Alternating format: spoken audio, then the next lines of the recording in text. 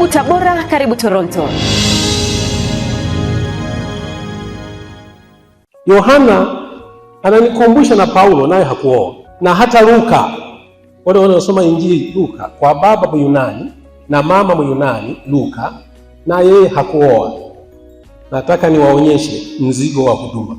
Wewe unaweza ukasema wewe ni mkuu wa wilaya, wewe ni mkuu wa mkoa, wewe una mzigo. Watu wa mfano wa mzigo ni wakina Yohana. Ukipewa kazi ya kuwa kiongozi kwenye kanisa kuu hili hapa, ule ni mzigo. Ukipewa kazi ya kuwa RC Tabora, huo ni mzigo. Na hata kuwa mkuu wa nchi ni mzigo.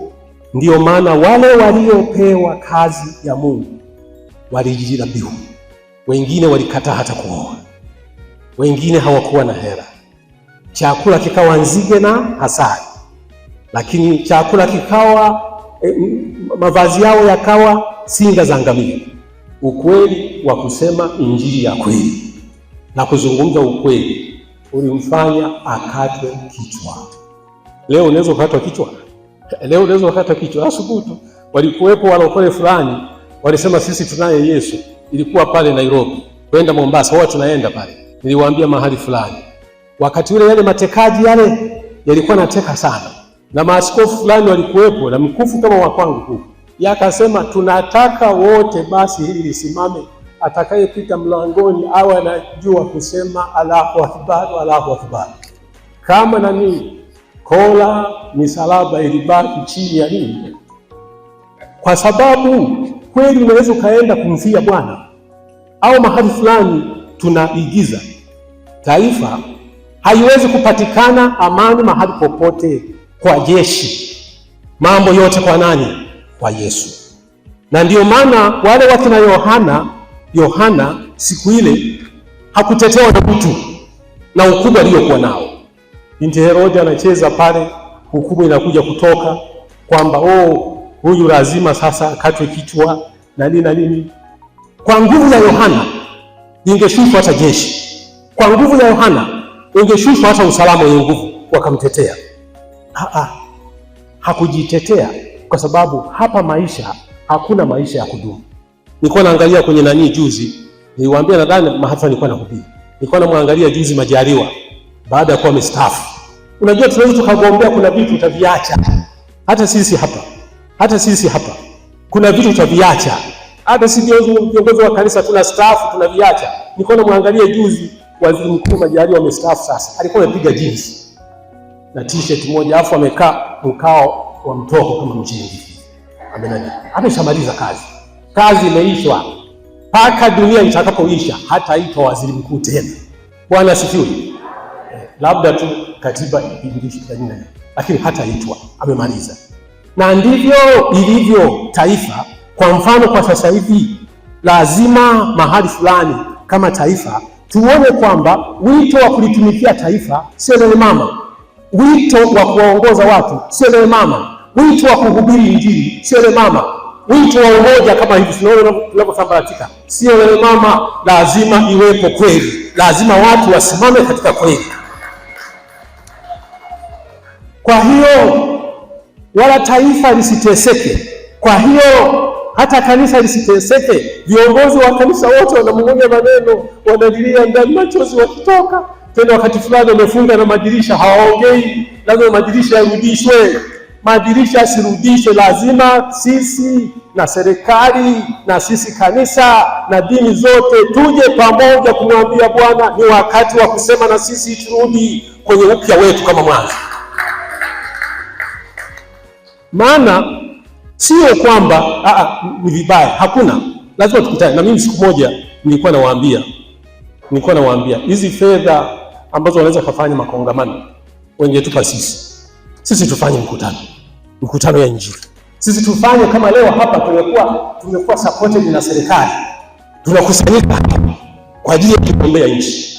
Sisi lazima tuwe supported na serikali. Kama nilivyosema, teki hapo. Wote maaskofu wote na makatibu wetu wote CCT wote tukazungumze. Kuna 1, 2, 3, 4, 5. Hakuna ambaye hapendi taifa lenye raha. Hakuna ambaye hapendi taifa lenye furaha.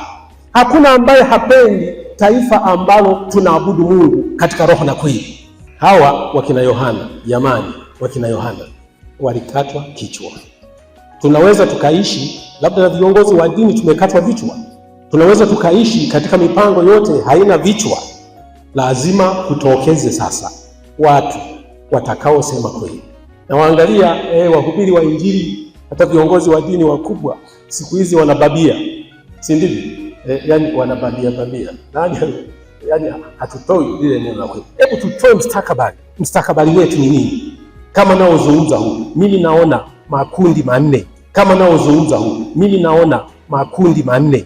Hata ile tume inayotembea, ile tume ya Jaji Chande ikutane na makundi haya kwa umoja wake.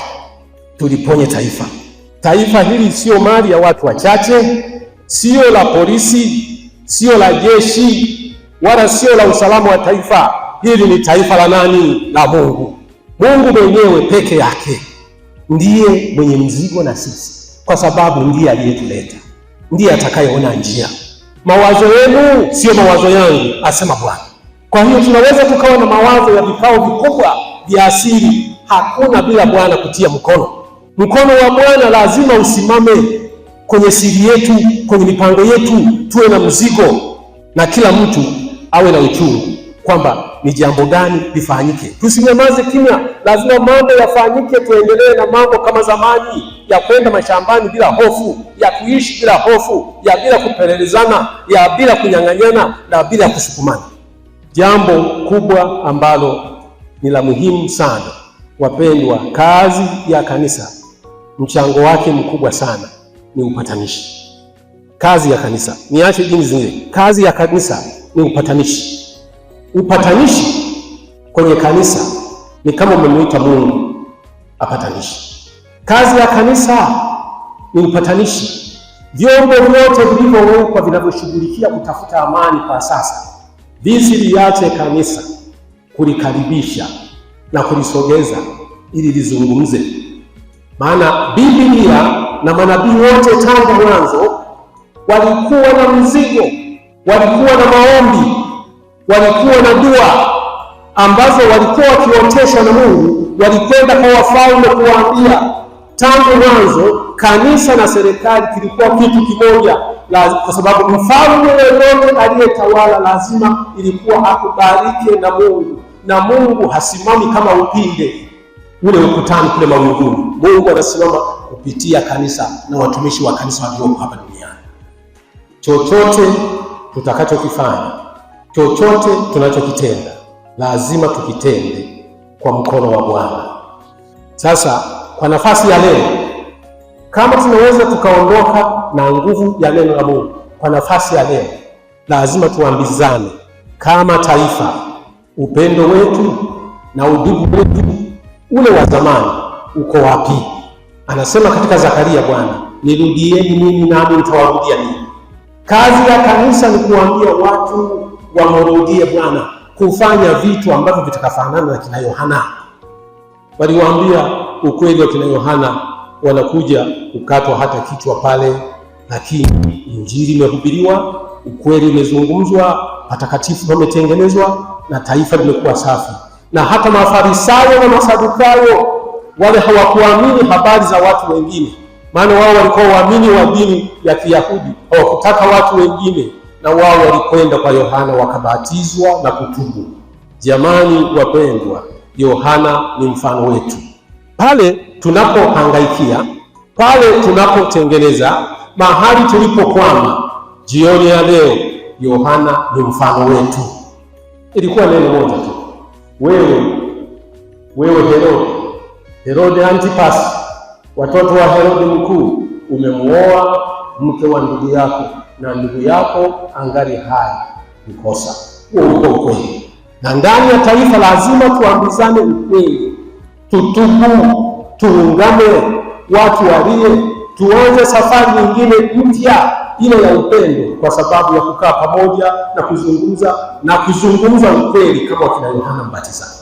Maisha ya duniani haya hayana raha. Uzee huo uko kuondoka hata kwenye viti tunavyovitamani na kukaa huko.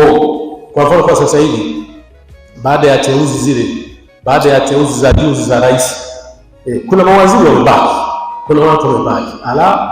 Sasa ndio mtaenda kanisani, ndio mnakumbuka kwa Bwana kwenda kanisani. Bado kuna mkeka unakuja muda wa kuwa mikoa na watu fulani. Ndiyo maana hasa ujue nafasi ulionayo kwanza Mungu mbele, nafasi ulionayo nyuma. Vitu vyote vitapita. Sisi tunaodumu katika jina la Yesu hatutapita, tutapita naye na kwenda kuandalia mahali. Unaona ninapozungumza wale watakatifu wangu, ili tuketi nao, maana hii ni ahadi ya kweli. Ilipo hazina yako na ndipo na moyo wako utakuwepo. Sasa jamani, hebu tusitabishe na dunia hii. Tumeingia ufitina, tumeingia chuki. Zamani ilikuwa hai zimekufa kwa ajili ya kuyapigania mambo ya dunia haya. Yanachakaa. Kuna wimbo mmoja, pendo la dunia nalo la chaka. Hata pendo la ndoa, mpenzi wangu, kwa heri kwenye altari hapa, inafika kwa heri ya kuonana, imeisha. Lakini neno la Mungu hata nukta halitaisha. Sasa tusisafishe, tusijizamishe sana kwenye dunia hii jamani. Tutagombana, tutapigana, tutavurugana. Turudi mahali pamoja, tuone kila mtu aliyepewa wajibu wa kutumika. Wale watu wa kanisani, wale watu wa msikitini, wote ni mzigo. Wale watu wa serikali kuanzia juu mpaka chini, kila mtu achukue kwamba huu ni mzigo. Sio mimi askofu wa Moravian ni pale kwenye kanisa langu kwamba ni mali yangu. Hamna. Itafika siku wanasema kwa heri mzee umestaafu, tunakutakia, anaingia mtu mwingine anadunda, ndipo utakapoona kwamba sio mali yako. Hatuwezi kugombana kwenye taifa mwaka mzima tunagombana. Twende kwenye suluhu ya haraka, na suluhu ya haraka ni kurudi kwa Mungu. Na watu wa Mungu wakuzunguza yaishe. Tupo, sio wakutafuta. Kila mtu kwa nafasi yake. Kusema bishop, wapo assistant bishops, wapo wachungaji, wapo makanoni wa kanisa kuu hapa. Kila mtu kwa nafasi yake. Tulichukue taifa kama mali yetu, sio mali ya watu wachache ambao nikigusa watasema nikigusa. Ni mali ya Mungu. Ndio maana wakina Yohana wao walijitoa, mwisho wa siku kukata kichwa. Jamani, taifa hili ni la Mungu. Lazima nimalizie, tuzungumze, tupatane. Yale yanayoleta kero mahali fulani tuyarekebishe, ili kanisa libaki kwenye kuimba na kumtukuza Mungu, na sala zetu za zamani zirudi, na upendo uliochakaa urudi. Utarudishwa na watu wa Mungu kama sisi leo hii. Huo ndio utume uliotukuka.